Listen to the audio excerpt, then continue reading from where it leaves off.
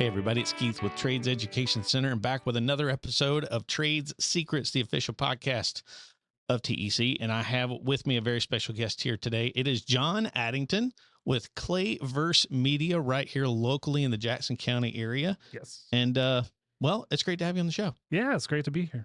Thanks for having me. Well, first of all, you and I have met a couple different times, but most recently we were at the Partners in Education breakfast for the chamber. Yes. And of course, I was like, yeah, marketing, all the things you do. I was like, you need to come in the studio. We need to talk because you and I both understand the need for all businesses, at least on our side, the skilled trades businesses, the need to be in the market. Yes. Yeah. So explain, explain who Clayverse Media is, where that came from, and then I know we've got some Easter eggs to uncover about you and the trades. So go for it. Okay. Yeah. So think of it this way. Service businesses are really good at what they do, but no one taught them how to do marketing. And so that's where I decided I'm going to start a business to help them be good at what they do so they don't have to think about the marketing side of it. Perfect. So I help businesses with especially video marketing because that's the popular thing today. Yeah. And you basically have to have it. If anyone out there has ever tried to run an ad on Google, Facebook, wherever, they're going, do you have a video to go with this? It'll perform better. It asks that. Yep. So we put an emphasis on video and websites. Okay. In particular, not necessarily always designing the websites, but making sure the wording is correct on the websites, as your Google business profile is super big. Okay. Especially with the services. You want to be found on all the maps. Got it. And so I've people might not know this, but that whole, what is it? Google My Business. So GMB. Yeah. You got to have a good GMB, right? Yes. So those of you who don't know that, John, explain what a GMB is. So Google My Business, what you'll create is what they would call a Google business profile. Okay. And with the Google business profile, what that does is it gives the location of your business. It also gives the areas that you service. It gives the phone numbers that they call. That's important. It gives the websites that you go to. And we really put an emphasis on Google because Google is the #1 search engine on the planet. Mm-hmm. And so you really want to get that right, because if billions of people are searching on Google, that means your local people are searching on Google. Yep. And you want to be seen. And what the Google business profile does for you is put you towards the top of those search lists. Because if you have your Google business profile done correctly and your website done correctly, you'll show up at the top of those feeds. So it's not just the Google My Business page, but then, like you mentioned, the wording on your website. Yeah. Like that's what's that big term? Search engine optimization. Is that the biggie? Yeah. So you'll actually see some things if you look up search engine optimization. They'll say search engine optimization is dead. SEO, everybody. Yeah. SEO. Yeah. SEO. They'll say SEO is dead. That's inaccurate. And the reason I say that is SEO is not dead. It has changed. Okay. With the introduction of AI, what's happening is now people are searching through AI. Sure. And so why the website matters so much is the website gives you authority. And so they're not just looking for keywords anymore. They're looking for authority. And so you have to create that authority through your website. Okay. Yeah. And so it's still an engine optimization. So that's why I always say SEO is not dead. It's just changed. You know? So, and there's different terms for it now where there's GEO, AEO, all of those things. But the reality of it is it's an engine optimization. And what you're trying to do is get seen. In other words, you want to make sure that you as a business, you carry through digitally the authority you have in person. Correct. Is that? Yeah. In other words, if you're a fantastic framer, if you're a fantastic, let's say you do decks and sunrooms and stuff. Yep. You want to make sure that the authority and the expertise that you have in person translates online. Correct. Okay. Correct. Yep. Okay, cool. That makes sense. But again, not everybody knows how to do that. No. And why would you, right? Like, that's not your business. You're fantastic at plumbing or framing, right? And if you're really good at those, you don't have the time to be really good at figuring out all this marketing stuff and this jargon that we're speaking right now, right? Yeah. Or even have time to film those videos that everyone tells you need to do it, right? Like, you got to film videos and you got to be on YouTube, which I don't disagree. For a service industry, like, YouTube is a great place because it's the second most searched engine. Yeah, right. So YouTube is a great place to be, and YouTube helps you give authority.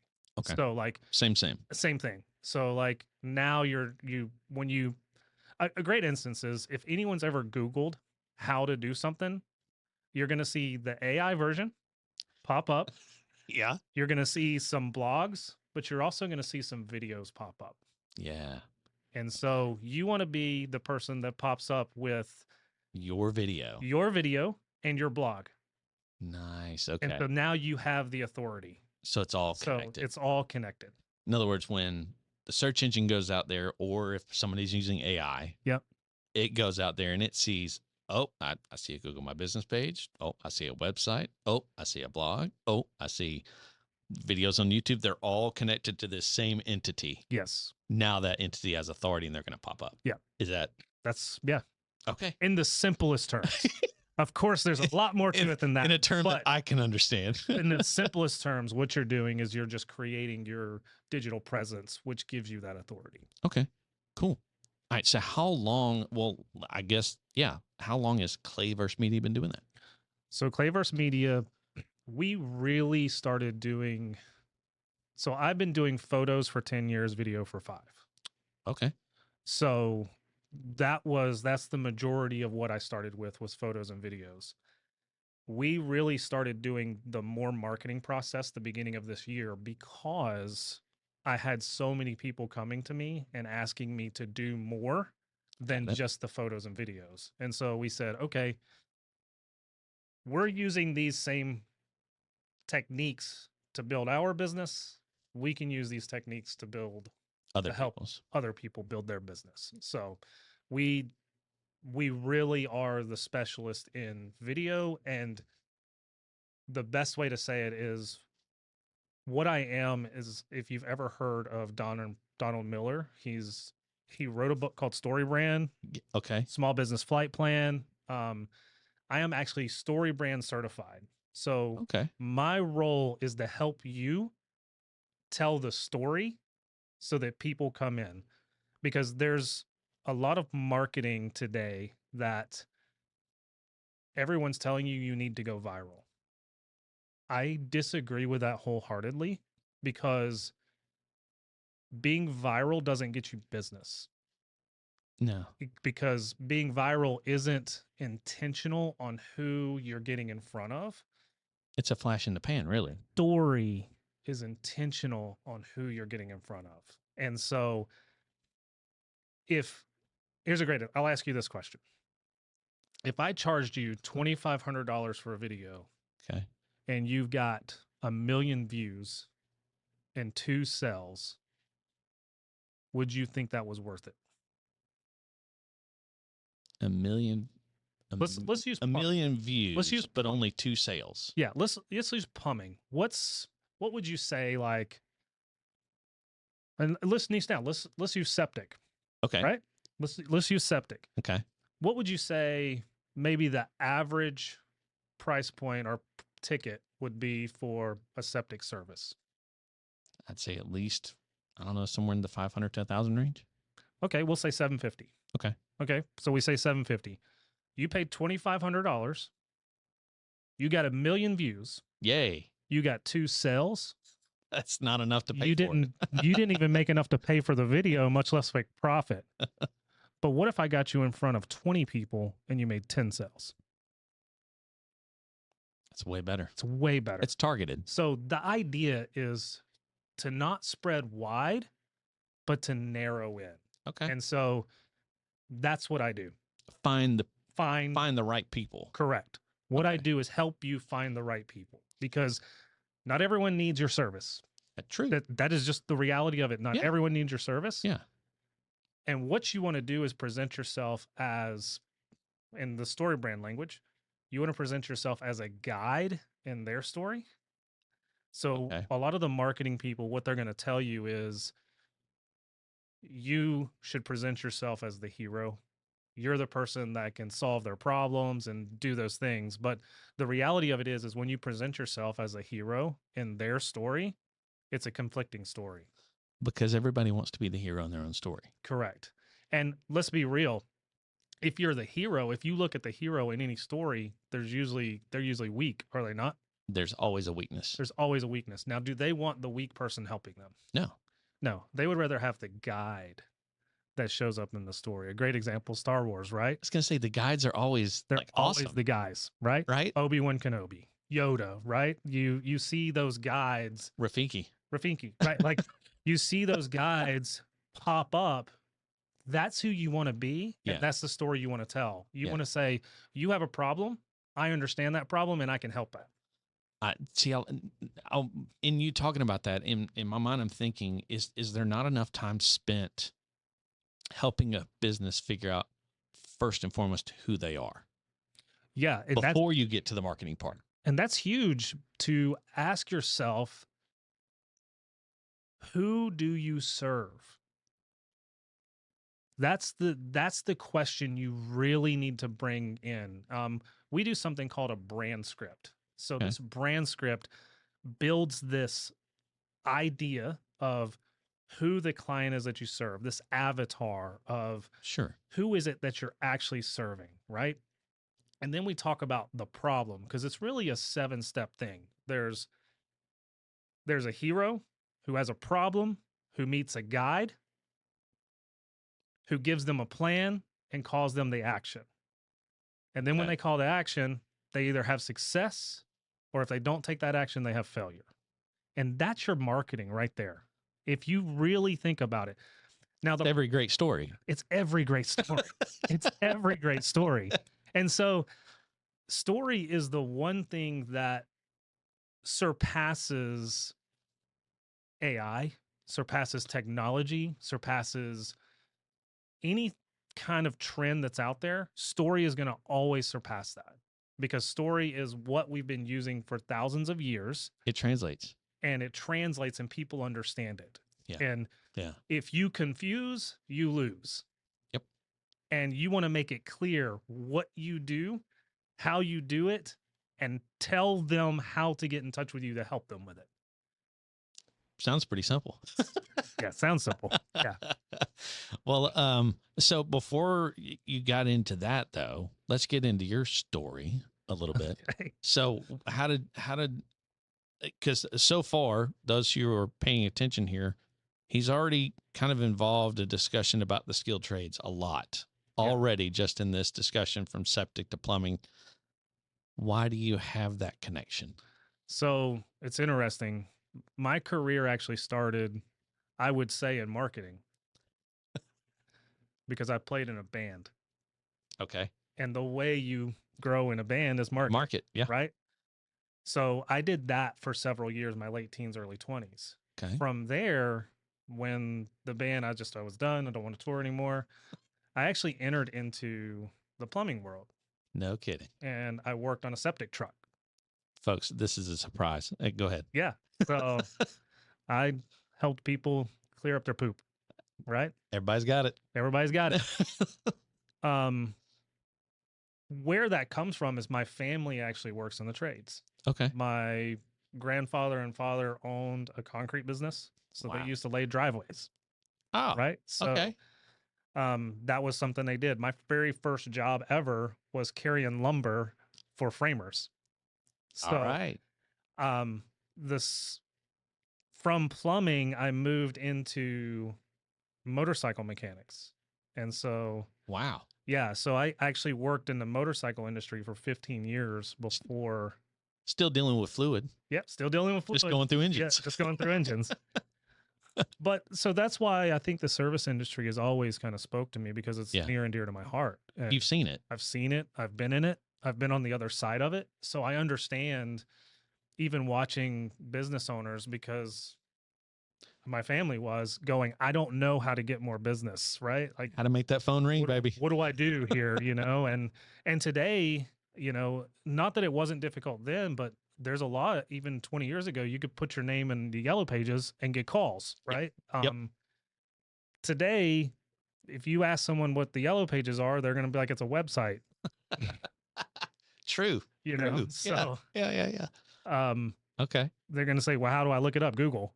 Yeah. Right. Not open the book. So that's my background. And that's where I really push towards the business to help them, because I get it. I was going to say, you've seen that side of it. You've been there when the business is not getting the calls they want. Yep. When they're not getting the clients they want. Yeah. And it affects everyone, right? And, Yeah. and I wasn't the owner of the septic business, but there were days I would sit there. Yeah. Waiting for the phone to ring. Yep. And I'm not making money. The owner's not making money, but I'm also not making money because I work on a commission. So yeah. If I don't do the job, there wasn't anything there. So that's I want to help these businesses make sure that doesn't happen. Yeah. Well, it all is clicking for me as you talk about, because you've been on that side of it, because you've seen that, but now that you've gone through, well, you went through the experience with your band, you went through the experience of now doing photography and videography, right? Mm-hmm. So you've gone through all the ins and outs of making it work for you. And then you're like, oh, but wait a minute, those skilled tradespeople, man. I believe wholeheartedly that the skilled tradespeople are the future of this country. Yeah. I have many friends that went to college. I have a college degree. Same. Yeah. I can tell you I don't make money from my college degree, and a lot of my friends don't either. But a lot of my friends that started in the trades industry now run or own their own business, and they're doing really well. Yeah. And I believe that that's the future of business going forward, is not the college degrees, because the college degrees that we're getting today, transparently, a lot of those entry level positions that you would get are being replaced by AI. Yeah. And so you don't have that entry level anymore. Yeah. We see it even in my business of video, where entry level editors are almost not needed anymore, because we have AI systems that can cut some of these things and organize for us. So, wow, this is a real thing. Wow. And it's not, okay. I know a lot of people are like, AI is the end of the world, but like, people thought that the assembly line was the end of the world too. So, true. This is true. We just have to adapt. That's all. Yeah. Okay. Well, now, again, I'm going to go back to a minute. Clayverse. Yes. Tell me where it comes from. So Clayverse Media is actually, Clayverse is Jeremiah 18:4. Okay. And I won't say the verse verbatim, but it's where the clay has been destroyed and the potter is remaking it. And it goes on to say that Israel has been broke down and broken, and God can remake. Right. So that's where it comes from, is to say, hey, I get it. Your marketing may be broken, but we can remold it and make it. So that's. But again, it goes back to partnership. Yes. Right. Yep. So, cause we have to be moldable. Yes. There is that. If we're resistant to the molding, yes, it can be very difficult. So speaking of that, so how is it that you kind of break through some of that with clients, or even now as we're talking to people that are watching this, what makes them think, man, I don't need John? Like, how do you break through some of those ideas of what is it that, that can convince them? Yeah. I mean, that's a great question. And I would say, look at your numbers And if you don't know what numbers to look at, you should call me. There you go. I mean, it's that simple, because I know that marketing in a sense is kind of this like nebulous. There's nothing, you can't really measure it, and you just dump money, but that's just not true. Like it's you just can not do accurate. some very measurable things. You can do some very measurable things, you know, and sometimes, yes, you're right that you have 4 ads in 4 different places, and it's hard to measure what is working. Yeah. You know, in a sense of like, is this working? But if you look to dollars, right? If you look at, we can even measure clicks. We can measure those things. And those are the things that, like, realistically, you as a service industry person, you don't have time to look at that. No. I know that. Yeah. I know that. You don't have time to look at that. Unless it's slow and you don't want to be slow. Right. If it's slow and you're looking at that, you should probably call me, because we need you to not be looking at that. That's not a good sign. Yeah. And I say that because there is some sense of where we hear a lot of people. I know there's a lot of noise right now with, let's make you go viral, let's get you a million views, but that's not measurable results. No. You know, we want marketing that's measurable results. We want to see, are people clicking on our website?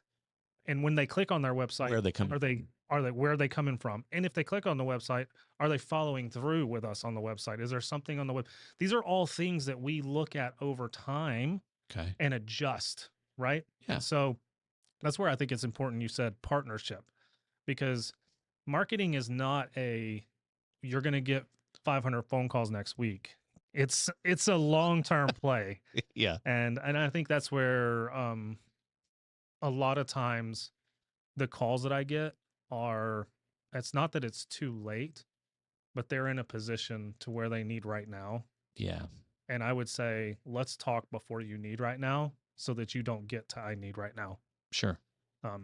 Because I know that, I know you and I talked before, we started that, y'all can lay out different levels of service to where, let's say there's, emergency, we got to go all in, or I'd like to maintain. Yep. Maybe I'd like to grow.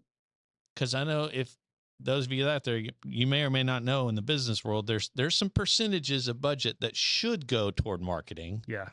And what are those typically? Because I know, like, small business administrations out there telling people some pretty solid numbers, I think. Yeah. So what are those numbers? So this is what I see in my experience. If you want to maintain, you need to put at least 10% towards, and 10% of your revenue, not profit, not revenue, revenue towards marketing. That's to maintain. If you don't want to grow now, and I understand that there are service industries out there that, like, look, they're good. I've got business, I'm good. Yeah. Like, I'm good. But if you want to grow, you need to be putting 20 to 25%. I talked to a gentleman the other day. He's putting 40%. Wow. 40%. Wow. Now, I understand that that's, for some people out there, they're like, whoa, how do you do that? But when you start thinking about it in dollars, right? Yeah. What is that 40% giving you on the other side of it, right? And that's where I think people get scared, because of that initial upfront. Yeah. And then I just told you it takes time. Yeah. Well, I was going to say, he didn't get to 40% overnight either. No. and that's the thing, is like, you got to be strategic in it, right? And I'm working out, I'll give some real numbers. I'm working with a client right now that they're putting in $1,000 or $1,200 a month in for the next 3 months. And whenever they get a new client, they're upping that budget. Okay. So they're taking the new client and upping the budget, new client and upping the budget. Now, this is a little bit different than, say, like a service industry like plumbing. Sure. This is an industry where the return is high on one client. I was going to say, we would have to, they've got that number figured out. Right. So you got to adjust to, like, okay, I need 5 clients, and then I put X amount of those 5 clients back into this to raise the marketing budget. Got it. Because if you're raising the budget, that means you're making more profit. It should be, right? Right? Like, if you're not, then we have to reconsider what we're doing. Go back to the drawing board. And that's the thing with marketing, is it's a constant tweak. It's Sure. never A one and a done. one and done. It's a constant tweak. There's different platforms popping up. There's different avenues that you've got to be aware of. And again, it goes back to the service guys. Like, you don't have time to keep up with that. Like, Yeah. and this is where businesses like mine come into play. Well, not only that, like as fast as our economy is changing right now, as fast as technology changes, like the public needs to know that you're handling that. Yeah. Or if you're not, in other words, Yeah. are you responding to what the market's doing? Because, I mean, I remember like with skilled trade side, I mean, I haven't actually, I'm thinking about like apparel and stuff too. Like when all the tariff stuff started. Yeah. Like I got notifications from several different businesses. Hey, we've got so much in stock right now that's pre-tariff. So if you want to buy now, it'd probably be a good idea. I mean, those are little things, but they could be really big because even if somebody didn't need to buy right now, at least they know ahead of time. Yep. When I do buy, it's going to be impacted by tariffs. It's going to be more expensive, and they're not going to be as mad about it. And you see how you're the guide in that. You're saying, I know this. I'm trying to help you. Yeah. You know you need this, but I want to guide you to say, let's call you to action now. So that's a great example. And if you can't, be prepared for when you do. Right. Because that goes back to the success and failure. You call them to action. If you do it now, you'll get it at this price. If you don't do it now, it's going to go up in price. Yeah. Right. And so that's story brand, right? So it seems overly simplistic, but it works. And again, it's establishing you as the guy authority. Yeah. You're the authority. You're not the hero. No. You are the authority in the situation. And it also helps you with negotiation. Sure. When you show up and you're like, you have this problem. I know how to fix it. It's going to cost you X amount of dollars. Right. I mean, it was a little bit, I'm just going to be transparent. It's a little bit easier when you work in septic because they typically have poop coming out of their bathtub. Right. Like, they're like, I need this. I need it now. My sales techniques were not sharpened during that time. It was more like, this is what it's going to cost. Do you want it or not? And the truck is here. Right. So, but when you work out the story brand, you can also do things where there's add-ons. Okay. Right? If you show up somewhere, say it's a remodel and they're remodeling the kitchen, and you say, hey, we could potentially do, you decided you only want to do the counters. We could do the cabinets while we're here tearing everything apart. And there's an upsell, and you have the authority already to say, hey, this would look good with these counters. Yeah. Right. And you've got the pricing for it. So, those are the kind of things that you look at, and it, like it was septic too, we would go in and say, hey, this is going to fix your problem right now, but in the future, your drain is not going to withstand. Right. And so we need to start thinking about, do you want to replace this? And when do you want to replace this? Yeah. It's interesting you say that because, like I know that's in all skilled trades where, let's say, like when we have an instructor that helps us out with water heaters here at the school, and something he's trying to preach to plumbers, and I know this can translate to everywhere, is don't assume that every call, when someone says they need a water heater replaced, for instance, don't assume it's going to be a like for like. Correct. Because you need to go in asking questions. Okay, this is the size of the house. How many people live here now?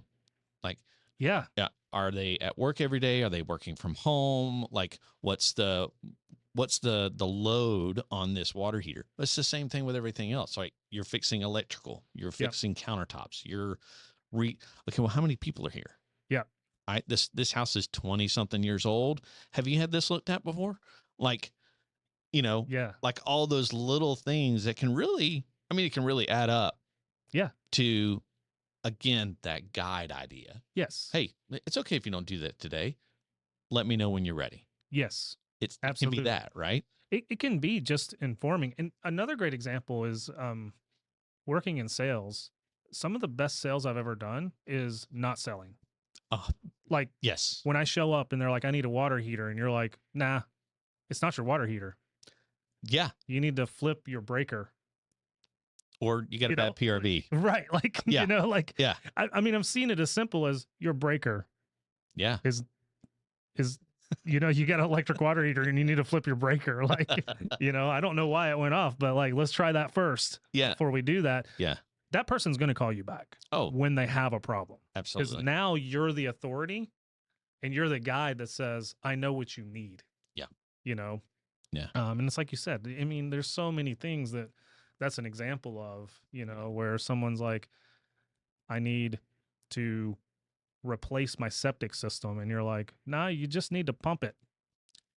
That's it. Yeah.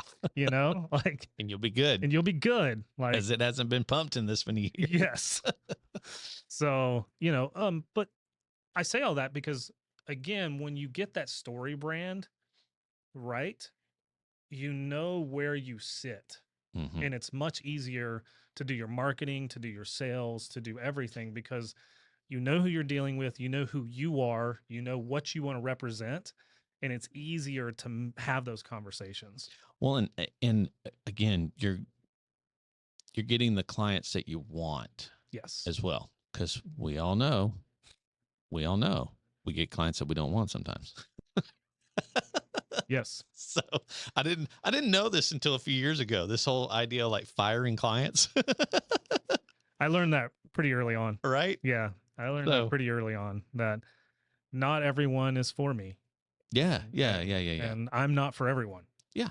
I'm okay. very realistic to saying I'm not for everyone. Yeah. I had a client recently call me up. He runs a lawn care service and he was asking me to just do some ads for him. And he didn't want to work on what his marketing was. He just wanted to pay me for some ads. And I said, I'm not your guy.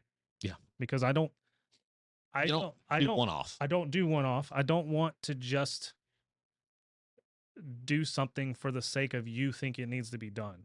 Yeah. Right. Like, I want you to do something for the sake of use. It's going to actually be helpful to your business. Yeah. And so you will get those clients as well in the service industry. Like, sure. What I do really is the service industry. Like, I'm in that. Yeah. Realm, you are. Right. Like, so it's interesting because it translates so well. It's just a different skill set. You're serving the service industries. Yeah. I'm more business to business, right? Yeah. Well, cool. Well, anything else, as far as Clayverse Media, as far as the skilled trades, or just anything that people should know about you or about Clayverse Media? Yeah. In other words, well, go ahead with what you're going to say, but then tell us how to find you. Yeah. Yeah. And we're pretty easy to find. We should be. Should be. Look, I am like I will admit, mission right here, that I am like the mechanic that drives the beat up car. Yes. Because I spend so much time on everybody else that, like, when I go in to do my SEO, I'm like, okay, I gotta get it. It's been too long. Yeah, I gotta get in here and do this. So I am that guy. So, but I get it. Clayversemedia.com. Okay. It's super simple. We're on Facebook. You can look up Clayverse Media. And it's 3 words, Clayverse Media. So pretty simple. Yeah. We don't do Twitter or X or whatever it's called. It's called. Yeah. The bird. We're on Facebook. If you want to find me on YouTube, it's actually me, John Addington. So if you look up John Addington Official, that's me personally. Cool. Mainly because my Clayverse Media YouTube, I use it for unlisted videos for my clients. I was going to say, you're producing stuff for them to see before it goes out. Yeah. Oh, that makes total sense. I do have a Clayverse Media. It's just YouTube, for your clients. It's just for the clients, and that's it. And so clients, that's good news, because that means you're testing things out in a format that they can see. Yeah. Right? Guys, that's another selling point. Like, they get to see their stuff as if it's live. Yes. Because it is. Yeah. Just not public. Just not public. You can only get to it with this link. Yeah. So, yeah. Okay. But yeah, and that's exactly why I want you to see it, how it would be represented, because we were having this conversation before we started, but Guys, do not be fooled by 8K, 4K. You're not seeing that. I bet a lot of you don't even know this, but most of the TVs out there that are 4K are not actually 4K. So if it says UHD, it is not 4K. Those who are unclear, we're talking about the quality of video that you're getting. So like the one, if you're watching this right now, it's probably, okay, I'm going to say probably 720. Probably 720. 1080 at best. Maybe. At best. Yeah. At best. Most likely 720. So when you are, I can videos in 4K and 8K. Yeah, that's cute. Yeah. We can do it. Yeah, it's just, absolutely. Again, it's a matter of, is it necessary? Most people are seeing it on this. Absolutely. So that's why it's only 720. That's it. Yeah. So majority of people are seeing it on that. Now, I will say, which is interesting, YouTube recently has been pushing more of watching on TV, on the television. Mm-hmm. Okay. Which would then give you some of that. Will give you some of that. Depending on your TV. But I will say this from a service industry. I'm in this boat too. I'm not making videos for you to watch on TV. No. I'm making videos for you to watch on the phone. Absolutely. So that I'm building authority with my digital landscape. And I would say that's what the service industry needs to do too. Like you don't need to do a bunch of special effects, jumping in cups and things. Just give information so that you're the authority, and it's pretty simple as far as video goes. Yeah. Right? It's pretty straightforward. Yeah. Because the more bells and whistles you do, at least to me, at least from my own ignorance, it seems the more fake it is. Yeah. Yeah. And I'll say this too, while you guys are thinking about marketing, authenticity means a lot right now. Because of AI, because of special effects. Wow. Yeah. People are getting kind of tired of seeing the fake. Yeah. And I know a lot of people are excited about AI video and they're excited about all the special effects they can do. But again, I mean, for entertainment, sure. Sure. Right. I mean, you think about the top grossing movie in the box office was Avatar. There was a ton of VFX for that, right? Absolutely. You look at the Avengers, that's a ton of VFX. Sure. But you know what didn't have a ton of VFX, though, is one of the top, is Titanic. Yeah, because they built everything. Story. Yeah. It's a good story. Right? Like, I mean, Avatar's got all the views because it's a good story. Yeah. Jurassic Park, it's a good story. Like, these are the things that people resonate with, because there's plenty of movies that have really great special effects, but their stories are horrible. Yes. So it's about the story, and so I just re-emphasize that over and over again. And if it's something that you do want help with your marketing, to create videos to put out online, to create that authority, if you need help with the wording on your website, or if you need a new website, those are things that I can help you with. Reach out to me, clayversemedia.com. I do have a webinar from time to time, where I teach some of these, so keep an eye out for that. Cool. We'll post that up, probably on Facebook and places like that. So if it's something you want, then usually I have a fee of like $47 or something, small interest fee. But the reason I do that is because I want the right audience. You want the ones that value what you're doing. Yeah. So, again, just like you guys, you'll want the right audience. Yeah. So, absolutely. Well, John, thank you for sharing your story with us today.